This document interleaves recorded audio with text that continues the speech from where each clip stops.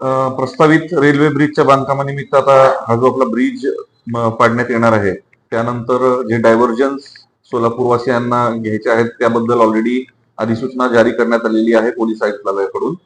यामध्ये दोन्ही जे रोड आहेत, म्हणजे इकडे मोदी चौकीकडे जाणारा रोड असो किंवा इकडून 54 मीटर कडून येणारा जो रस्ता असो, या दोन्ही रस्त्याची पाहणी आम्ही केली. ही पाहणी प्रामुख्याने ट्रॅफिक आणि लॉ अँड ऑर्डर या दोन्ही अनुषंगाने आम्ही केलेली आहे. ट्रॅफिकसाठी एसीपी ट्रॅफिक आमच्या सोबत होते आणि त्यानंतर लॉ अँड ऑर्डरच्या हिशोबाने इथे काही इश्यू होऊ शकतात का, यासाठी आम्ही त्याची पाहणी केली.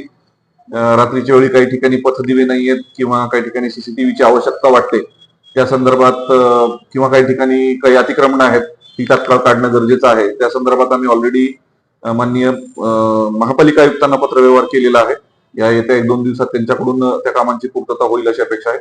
आणि त्याचबरोबर या दोन्ही रस्त्यांची सवय लागेपर्यंत सोलापूरवासियांना थोडस त्रासाला सामोरं जावं लागणार आहे, थोड्याशा गैरसोयीला सामोरं जावं लागणार आहे.